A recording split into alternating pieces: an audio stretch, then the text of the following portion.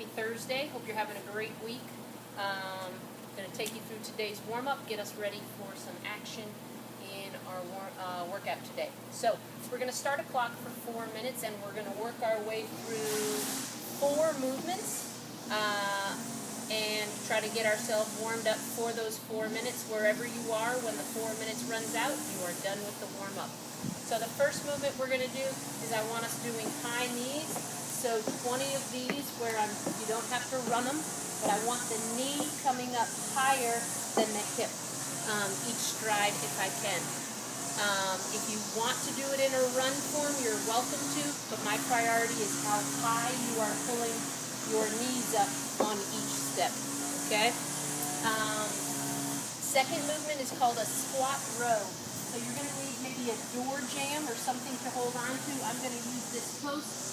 I'm going to come down and I'm going to come up. I'm using my arms to help pull me up here and pull me up. So this is like a row where my arms are pulling to help me stand. 10 repetitions of those, followed by 10 wall push-ups. Got my brick wall here. I'm going to move my feet a little ways away, come close and press out. 10 of those. If push-ups are no big deal for you, go ahead and hit the floor and give me 10 push-ups. And then the last movement is 10 bird dog rotations. So we did these maybe a couple weeks ago. I'm going to be on all fours here. I'm going to get my knees off of the floor and I'm going to rotate over and put my palm down into a tabletop, come back to the middle, rotate over, and come back. And I've got 10 of those total, 5 per side. If there's still time on my 4-minute clock, then I'm going to go back to my high knee steps. Let's get after this warm-up.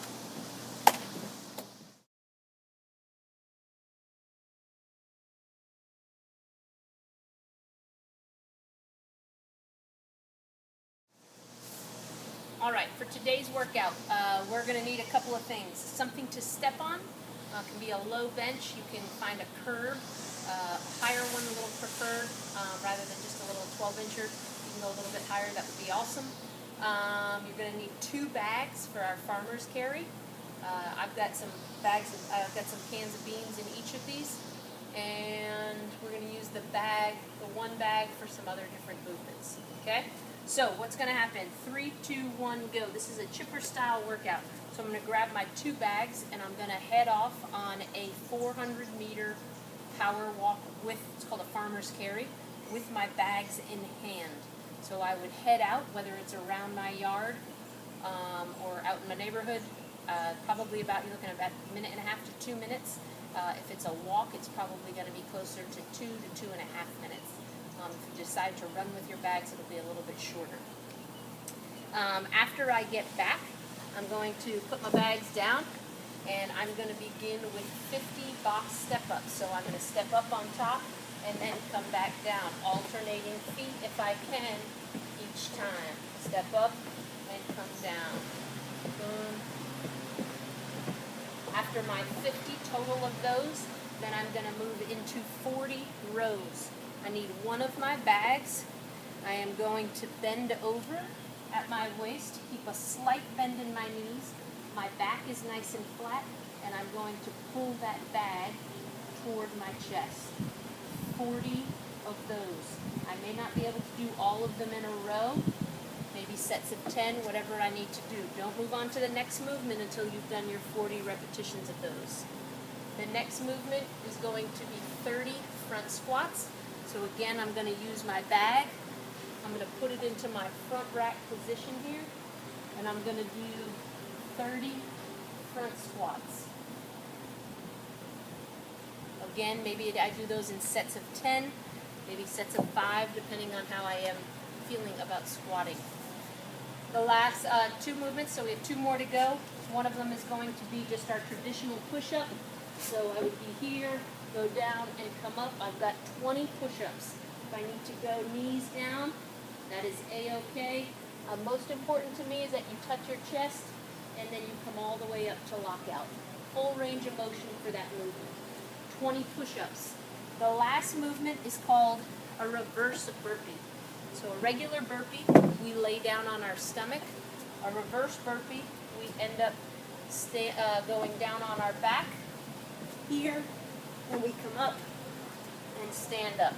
I'm a little concerned with the sliding of my mat, so I'm going to use my hands. If you can challenge yourself to go back and come up without using your hands, that would be the ultimate goal. So I come down, roll here, roll up, and stand, okay? Sometimes it helps to cross your feet if you want to try to go without your hands. If you need to sit it on down, lay down to laying out here, coming in, and standing up, that is a-okay too if you need to break it down to there. Those are your last 10 repetitions of the workout. After you finish those 10, you are done. Let's see what you got today.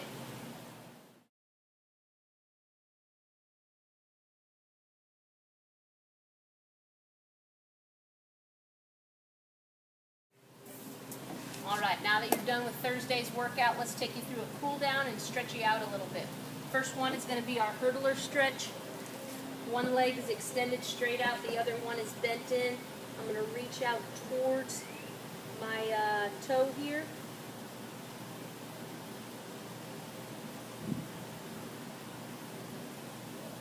Feel the stretch in my hamstring. Next up is going to be a Z stretch. So I'm going to put my legs kind of in the shape of a Z. The first bit of the stretch, I'm going to lean forward over my front leg. I'm going to hold this anywhere from 15 to 30 seconds. And then I'm going to lean back and get a stretch in the quad of my back leg for another 15 to 30 seconds. I would do both legs. So in order to switch, I'll turn my back on you for a second. I would come this way and lean forward over the other front leg. Both sides of those, and then I just want us to finish up with some arm stretches across my body, both sides, and up overhead. The shoulders might be a little bit sore from the push-ups. I know we had pipe push-ups yesterday. Getting some good work in that upper body. Great job today. We'll see you on Friday.